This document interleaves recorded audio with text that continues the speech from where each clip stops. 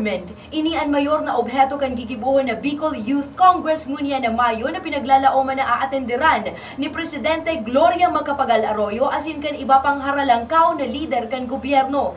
Sa okasyon man na ini pinaglalaoman na matatapos na ang argumento manungod sa tunay na magiging papel kan sangguniang kabataan sa lokal na panggogobyerno. Para sa kompletong detalye, Niza Ortiz.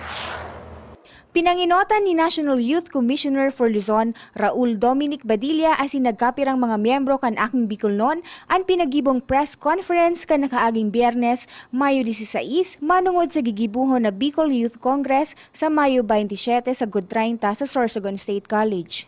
Naging sentro kan press conference ang mga nagdadanay na problema sa sangguniang kabataan, lalo na naglalataw na kahagadan ni nagkapirang kritiko na haliun na ang sangguniang kabataan. Sigon kay Badilla, mas dapat na tauanin magkakanigong pagkakataon ng mga kabataan urog na ano nga nasa Sangguniang Kabataan Council na magibuan sa indang parte para sa pag-uswag kan banwaan kaysa diretsyong i-abolish ini. We have been supportive of SK. We have been pushing that the SK law will be reformed instead of abolition.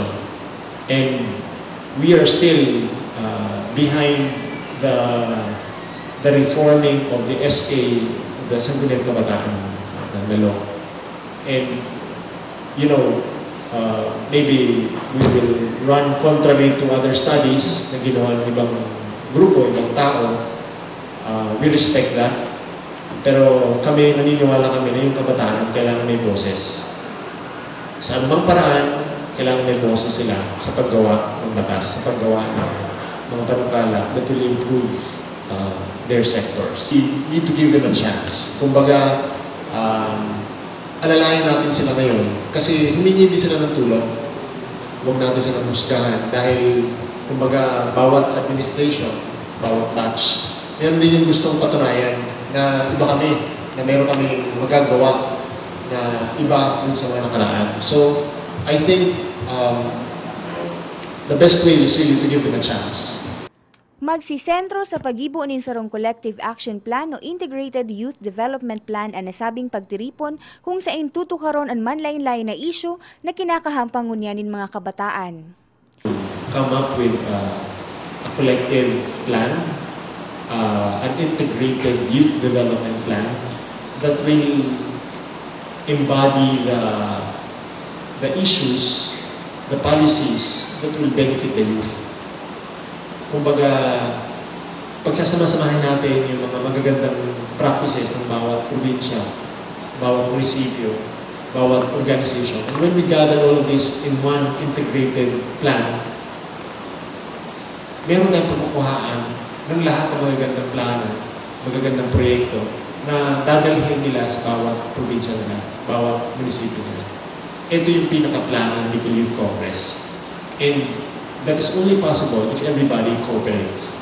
That is only possible if our local officials, our local executives will support it 100%. Because very dependent yung kabataan sa mga magulang. Very dependent yung mga young leaders dun sa mga not so young leaders. Kaya this is our way of partnering with you. Nagpahayag man in pagsuporta si SK Federation President Arlene Lozano sa gigibuhon na Youth Congress. Things na itatakil di sa Bicol Youth Congress, especially the SK Bill reform, which will help all the problems na na-encounter sa SK, especially when it comes to handling the position. So, kung ang itatabang kan SK is to participate with this, I think it would be, it will make the program or this project or this Congress more effective.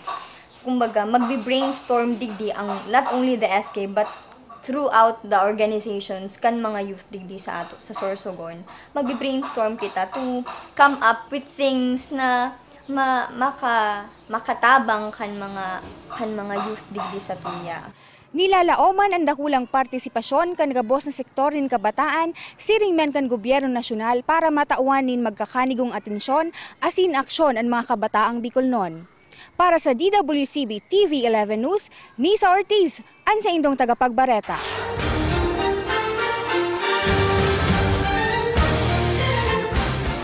Daipa mahahali sa listahan bilang pangenot sa mga munisipyo digdi sa probinsya kan Sorsogon ang Magallanes bilang may pinakahalangkaw na malnutrition rate. Sa datos hali sa Provincial Nutrition Council, poon taon 2006 hasta sa second quarter kan taon na ini, number 1 ang banwaan sa nasambit na issue. Asin ang pangenot na pinaghihiling na rason ngunyan, iyo ang kapobrehan na pinag-eeksperyensyahan kan lambang pamilya.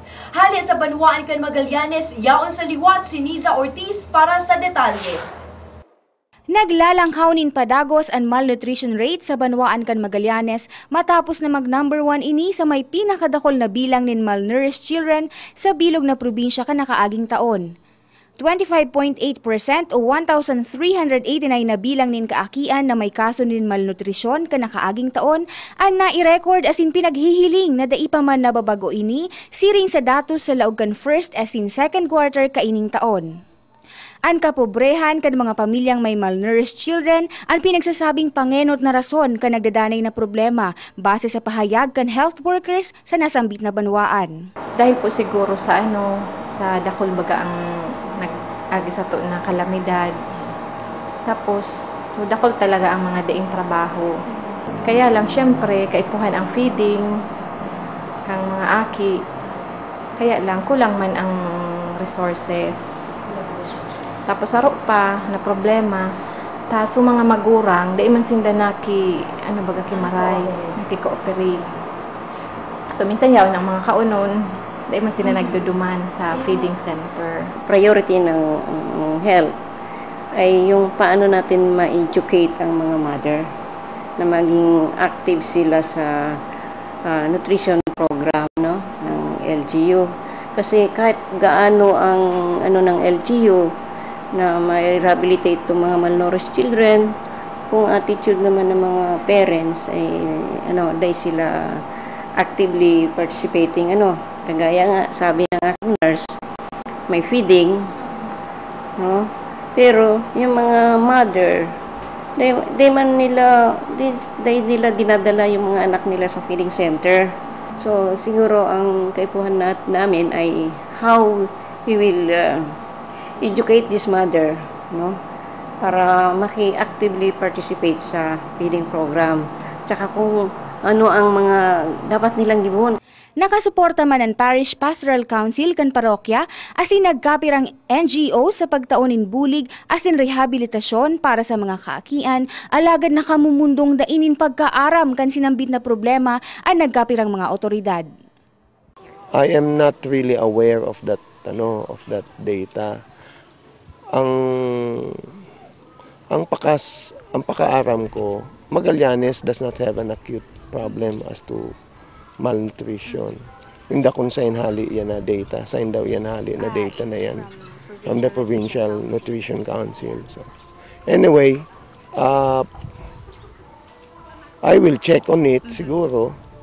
Ilingon mi kung totoo yan na number 1 ang Magallanes sa 15 munisipalidad sa kasarong syudad sa malnutrition sa bilog na probinsya. I am not aware of that data. Halidigdi sa banwaan in Magallanes, Niza Ortiz para sa DWCB TV 11 News.